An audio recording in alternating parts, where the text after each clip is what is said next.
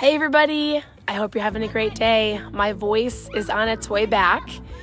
So we are in Kentucky and actually it's beautiful out right now. I'm watching a whole bunch of kids play at the park. And then over the next couple days we're going through a training. It's called Leadership Coaching Dynamics. And so for the next 3 or 4 days, we're going to be pretty busy with some teams and people and we're really excited. But I wanted to pop on here because number one, I have failed at my tips of my 14 tips a day. My excuse is that I did not have the internet at the farm that we're staying at, but there's no excuses. I should have made it work, or I should have just posted something, so please forgive me. So we will go over another tip to help you either get through the holidays or just to start your keto journey.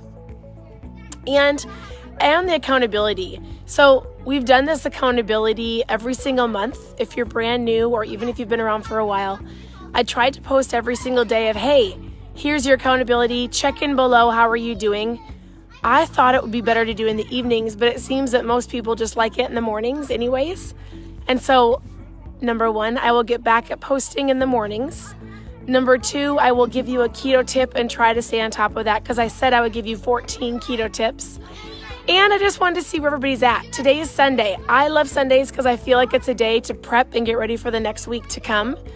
And so I always go, hey, how are you doing? Are you planning today? Are you prepping your meals? Where are you at? And so how is everybody doing today? Are you getting ready for this week coming up? Maybe you do it sometime this weekend. But really, are you ready to have a successful week?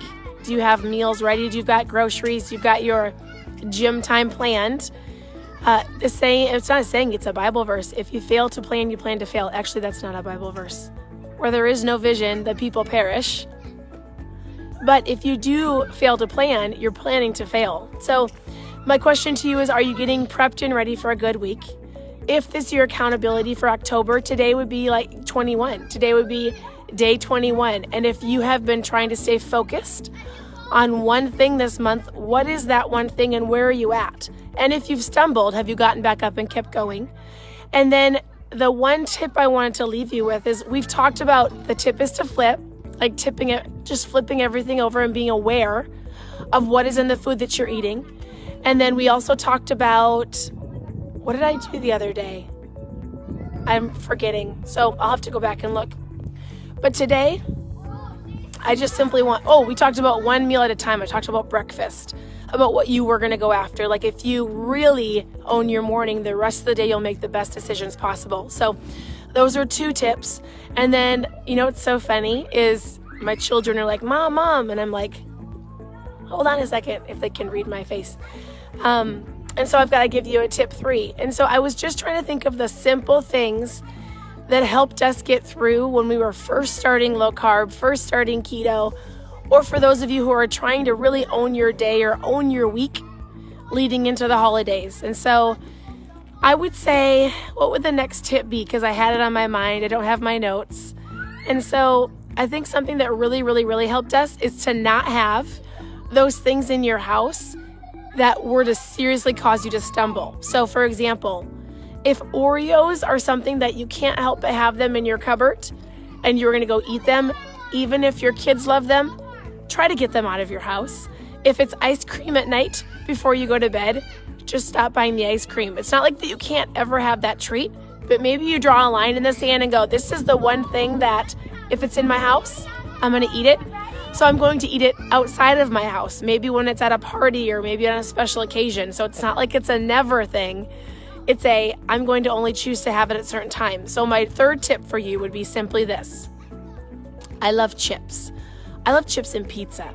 And so if they were in my house on a regular basis, I would eat them.